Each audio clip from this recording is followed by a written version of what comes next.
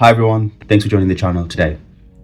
Today, we're diving into the economic landscape of Africa. Particularly, we'll be talking about the contrasting fortunes of East Africa and Southern Africa. Whilst both regions have immense potential, East Africa has been experiencing remarkable growth spurts in recent years. So that's what we'll talk about today, because a report came out not too long ago which detailed how the Eastern African bloc of countries have been performing far much better than all the Southern African countries put together.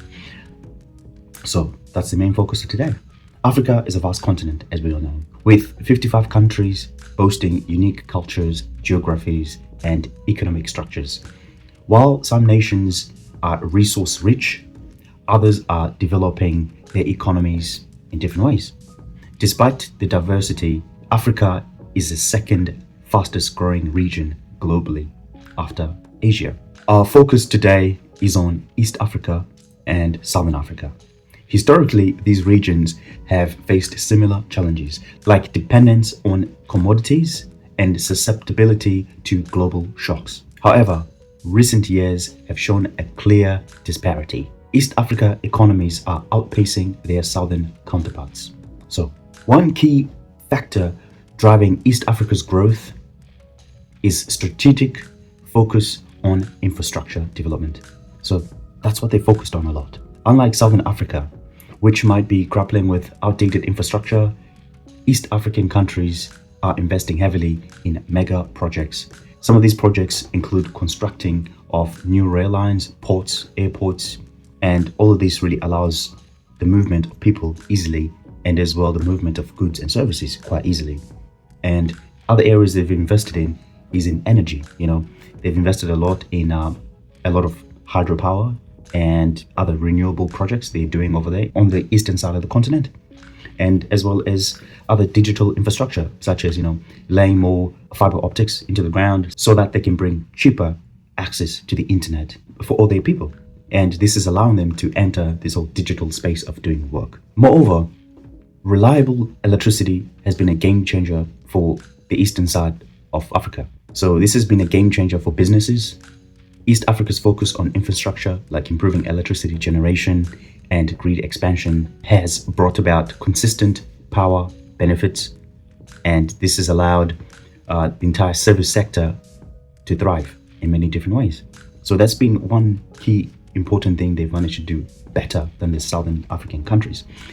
So for those of you who might not know, Zimbabwe and South Africa have been grappling with a lot of load shedding issues for a very long time now.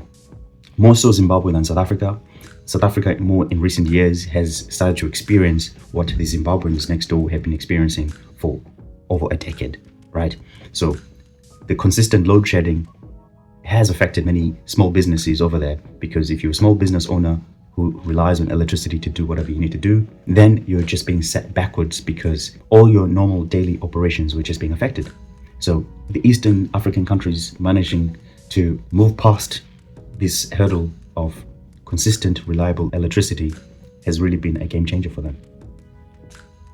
So a study was done comparing the economies of Africa, and the point of that study was to project the future growth of the different regions in Africa. And it seems the study noticed something really interesting about Southern Africa versus Eastern Africa, right? So the thing they noticed the most is obviously what we've already stated, that Eastern Africa is outpacing their southern counterparts. So have a look at this graph here that I'm showing you on the screen. So this graph really paints the picture of what's happening there.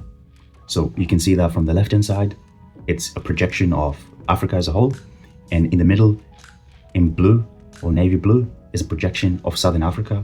You see the steady decline and just stagnation of Southern Africa, whilst in contrast, you see Eastern Africa is expected to continue to grow and grow and grow. So this is why we're talking about this, is that there's a lot of good things that Eastern Africa is doing that the southern regions aren't really doing well. One key aspect about all of this to remember, if you're going to remember anything about this video, is this: the broad structures of the two regional economies differ. 10 countries in East Africa are non-resource intensive economies versus 7 in Southern Africa, right, which are resource intensive. So that's where the big difference really lies, is that Eastern African countries have not really been dependent on extracting resources from the ground for export. They have gone about things differently. They've invested in infrastructure and technology and advancing their people in other ways. Whilst the Southern African countries have really bunkered down and focused heavily on mining.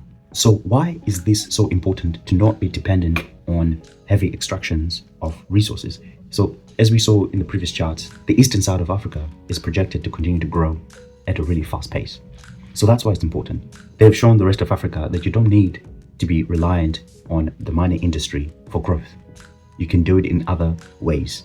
And these other ways have a big advantage than the mining industry. For example, the economies of the Western world generally focus on a mix of industries to grow their economies. For example, they tend to focus on the knowledge economy. By that, I mean they focus on information technology, IT, biotechnology, pharmaceuticals, finance, and other professional services, engineering, aerospace engineering, defense work. They focus their industries on technology and knowledge work. That's what they focus on.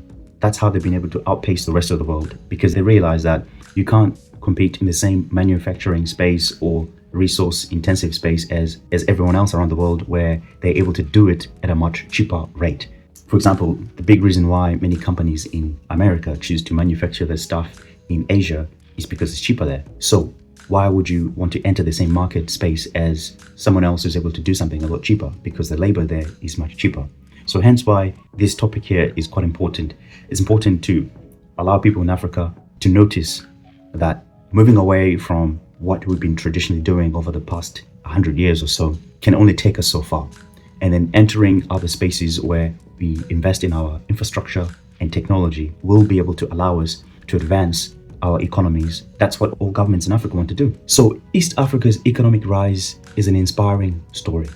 That's why I wanted to talk about this today. By focusing on strategic infrastructure investments that improve electricity access, internet connectivity, and the overall logistics, the region is creating a fertile ground for economic growth and innovation. While Southern Africa has its own strengths, it can learn from East Africa's approach and prioritize infrastructure development to unlock its full economic potential. So that is the point of this discussion today. So please tell me in the comments below, what are your thoughts about this topic? What are your thoughts on how East Africa is growing their economies? If you have any other ideas you'd like to share with us, please do so in the comments below. Otherwise, thank you for watching this video. And as always, if you haven't, please subscribe. I'd love to see you again on the next video. Until then,